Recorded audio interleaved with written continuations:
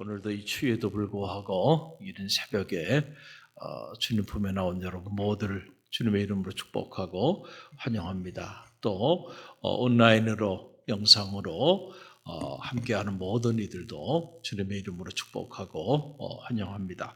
오늘 출애굽기 29장 말씀, 이제 제사장의 위임식에 관련된 그런 말씀이 이 29장 안에 쭉 나오고 있는 것을 보게 됩니다. 우리가 이 위임식을 통해서 깨닫게 되는 영적인 진리들이 있어요.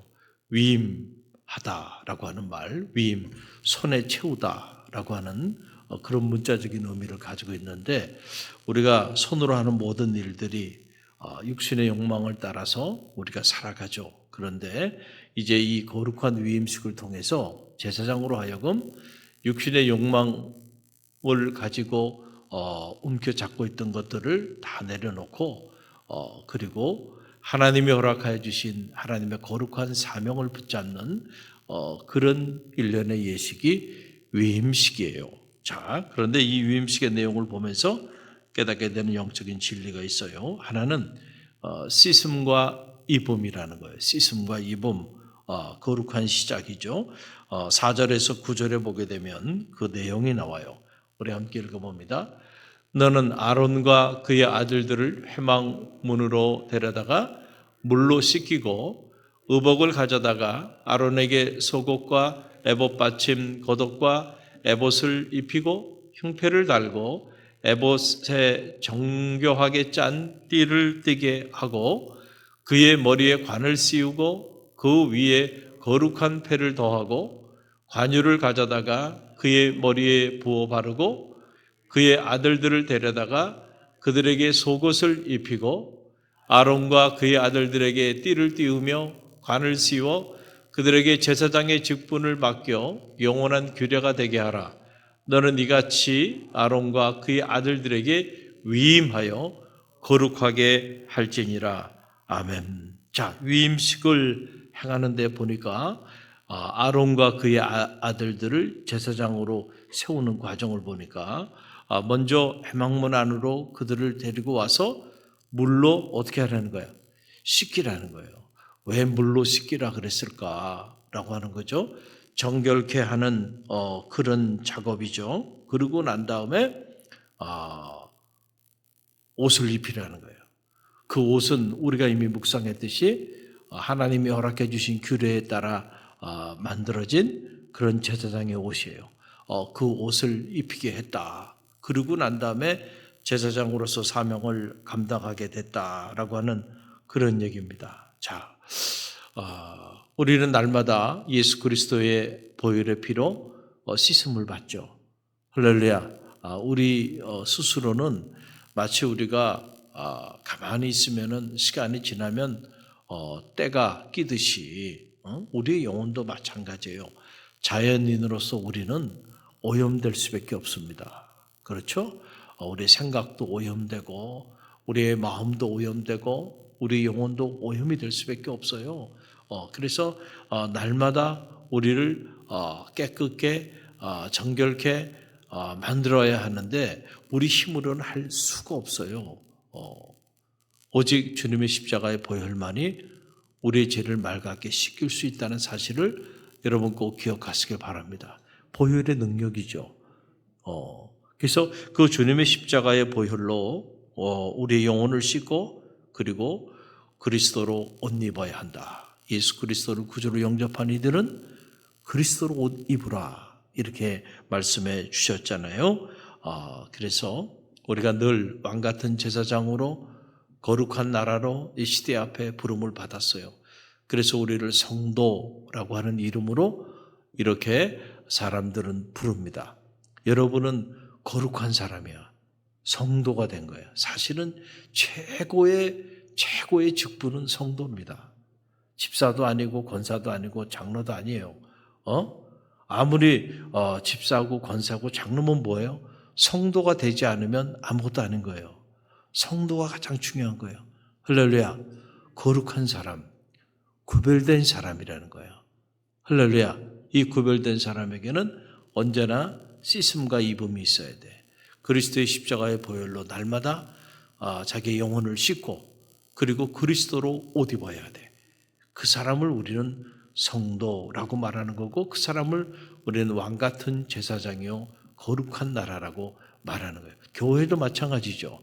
그런 사람들이 모여 있는 교회, 언제나 씻음과 입음이 있는 교회, 그리스도의 십자가의 보혈로 우리 교회 모든 허물은 씻겨지고 그리고 교회 전체가 통째로 그리스도를 옷 입어 우리에게 맡겨진 복음의 사명을 감당하는 교회.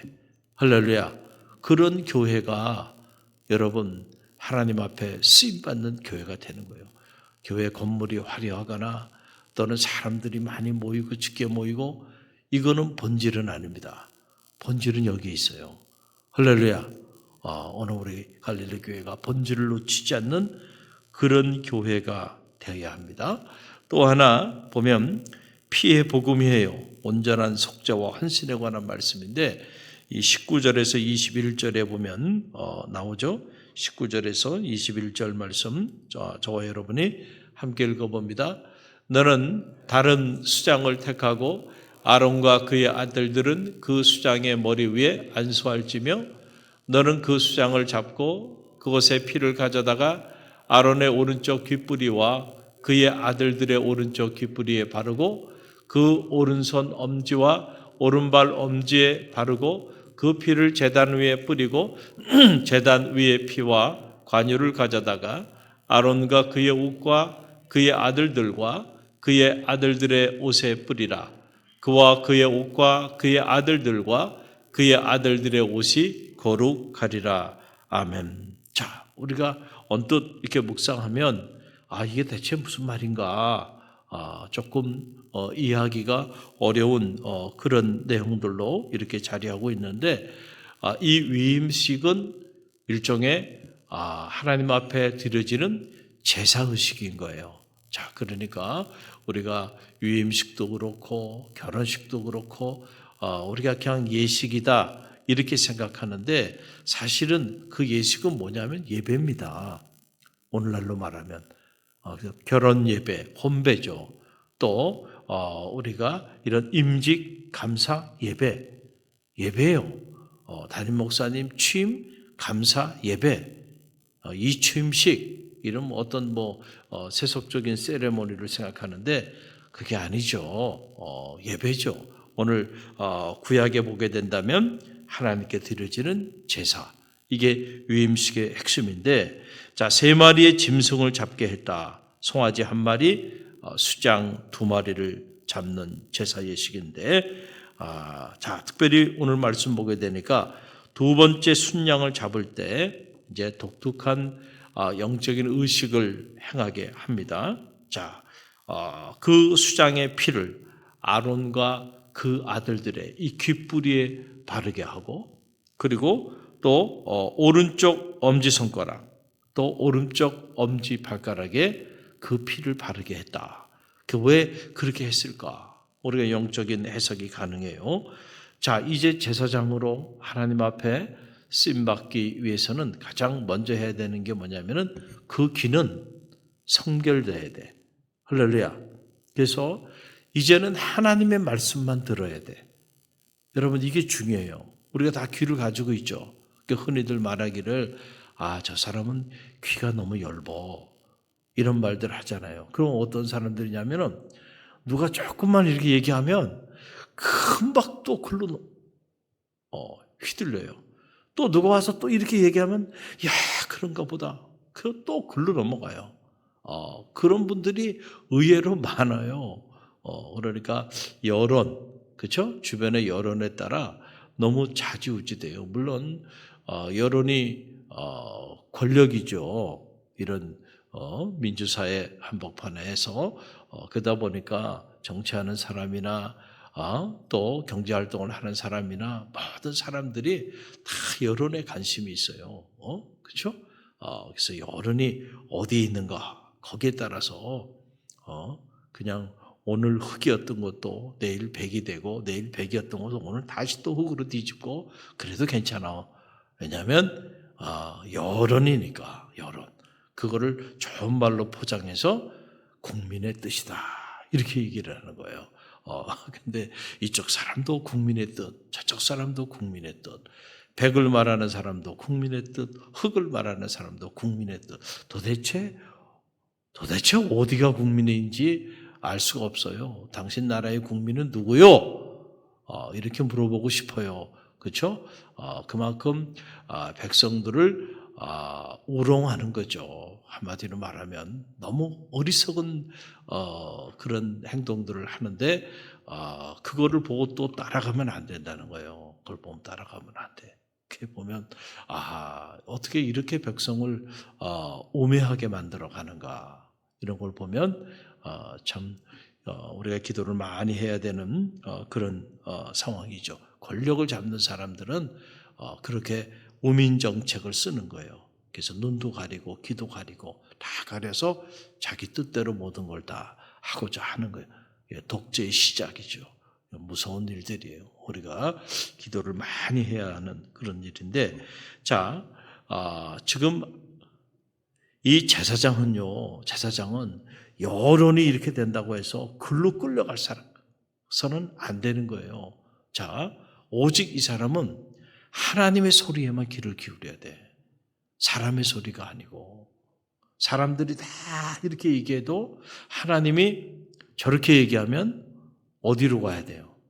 절로 가야 돼.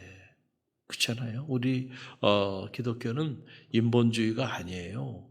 신본주의죠. 하나님의 뜻을 받드는 사람들이지 사람의 뜻을 받드는 사람들이 아니야. 그런데 어느 순간에도 보면 우리 교회는 그렇지 않지만 교회 안에도 기도하지 않는 사람, 목소리 큰 사람, 아주 지극히 세속적이고 세상적인 그런 사람들이 교회를 이끌어갑니다. 여론을 만들어가요. 그리고 교회도 민주적으로 하자 그러면서 그런 사람들이 자꾸 목소리를 높이기 시작합니다. 그러다 보면 그냥 다 그게 맞는 줄 알고 다 교인들이 글로 끌려 다녀요. 알고 보면 이미 하나님은 촛대를 옮긴 지 오래됐어. 하나님의 영이 떠나버린 거예요. 왜냐하면 하나님의 소리를 더 이상 듣지 않는 교회가 되어버린 거예요. 저는 우리 갈릴리 교회가 우리의 귀로는 하나님의 소리에 귀를 기울이게 되기를 간절히 바랍니다. 그래서 여러분 역사 변혁의 주체가 된다는 건 뭐냐면 우리가 살아있는 물고기는요 물을 따라 흘러가지 않아요. 물을 거슬러 올라가는 거야. 이 세상을 우리는 변화시켜야 되는 그런 선교적 사명이 있어요. 그런 우리는 세상의 기류를 따라 살아가는 사람들이 아니야. 할렐루야. 그래서 너희는 이 세대를 본받지 말라.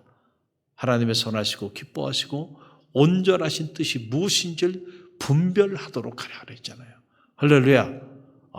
세상이 다 이러니까 그 세상의 가치에 따라서 그것이 진리인 줄 알고 그렇게 나간다고 한다면 이미 우리는 하나님께로부터 버림받는 그런 공동체로 전락해버리고 말 거예요.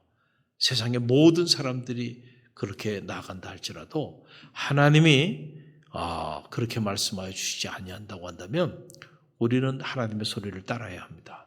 할렐루야. 제사장에게 주어진 첫 번째 위임식의 행위예요.